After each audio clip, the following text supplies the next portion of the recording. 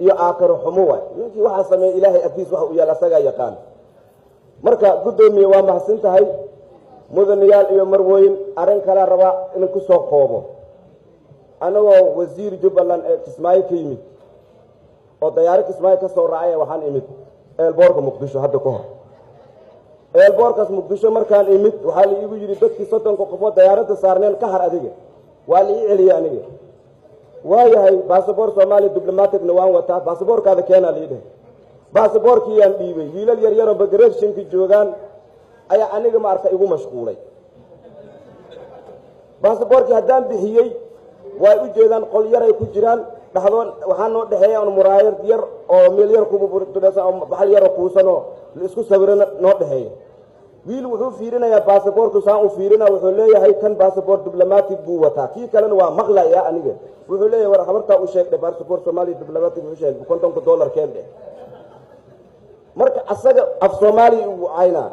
marka ila hadlaan af Ingiriisi ugu la hadlaa ana riwaayaddan u arkay strange igama ahayn waxaan moogtaa Soomaalida arday baan la soo ahaayo 700 wax la jir arday kaligeega Soomaali baantuka iskuul la soo dhiganay waxaan ka soo mareen ogahay marka ilaahay maqaadirtiisa eelboorkaas waxa dhacday ilaa 5 saac subaxnimo ay ahayd ama koowdii subaxnimo ilaa koowdii galabnimo eelboorkaas aan joogay waa la igu wareeray marka aan waxaan istaagay haddii baasaboorkayga aad fiirisay uu yahay baasaboor Soomaali oo aadna ii weydiisay $50 xildhibaanna ma ahayn laakiin wasiir maamul goboleedka ka socdaan oo shaqan u yimid Muqdisho $50 local flight loo bixinay intee kaga qorantahay ku yiri marka yaani dastuurka Soomaaliyeed aan bixiyay ma diidinay $50 oo local flight from Kismaayo to Mogadishu aan intee ka bixinaya ii sheega marka waa igu qancin waayeen anigana waa siin waayay waxay gaartay koowdii iyo barkii galabnimo ay gaartay maxay dhacday amin something waxay leeyihiin ninkii nin Soomaali buu noqday adiga iyo nimanka isfahma meeshana 9 saac la xiri jiray hadda maaragtay habeen ilaa 24 saac eelboorkan shaqeynay ma ahayn waxa la isku kadeeday ana dhaafi maayaan ku yiri ilaa ma baasaboorkan Soomaalinimada aniga la igu haasto oo la leeyahay ninkan ajaanib way Ugandese way la leeyahay Ugandese hadaan ahay in Ethiopian tahay yaa taxqiijin kara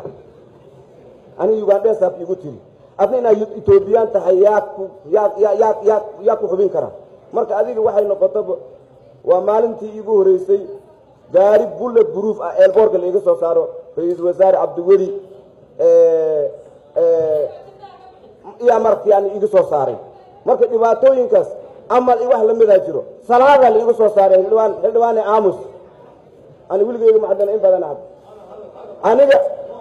ninkii salaad asagoo taagan la soo qabtay aan ahay idinka wax ma ogidin masaajidkan weyn isbahaysiga janaasadii Allah u rahmade Abdirasaaq Haaji Hussein janaasadiis anagoo taagan aqlootiga la soo qabtay janaasadii lagu jiro war maxaa Allahu akbar la leeyahay inta la ijiida war salaada buu lagu jira maxaa way labdanka inta tigi war u kaayaan ku yiri salaad baan ku jirnaa idama haraayo waa igu soo laabtay war u kaari baan ku yiri mar saddexaad igu soo laabtay nin dhinacayga joogo Cabdiqani la yiraahdo oo saaxiibkeega oo wasiir islaahin markaas war Cabdiqani kan la hadal baan ku yiri Cabdiqani asaga nama heshoona uu yiri war muwaalanta waa wasiir ka leeho salaadaan ku jirnaa ugu wada janaasad maxaa la igu mashquul ah anaga Soomaali baan ahay janaasadii salaadan ku fakan waay warnamiyo intaan joogna hadda way sheega bal لأجل مدحوينه حسن الشيخ قداشي سنتوب تاغنا أنا وجدنا حسن الشيخ مدحوينه قداشي استاغ ما هن مدحوينه حسن الشيخ قداشي استاغ ما هن صلاة فرق مركان تكني أيا بصير لو تدرقي أنكو آذي مركان حتى أنكو آذي با صلاة يالو قجرة مالي سكي دافو وهل يقول مشغولة أنا نواقو مشغولة موكاي مركا صلاة مركي لقبها وهل يروار واسده Ugandese aan u maleynayna kulaha waan istaagay waxaan ku yiri warnamiyow hadii Ugandese loo li maleynay bal Ugandese hadii muslim yahay masaajidka Soomaaliya inuu ku tukado lama ogolamiya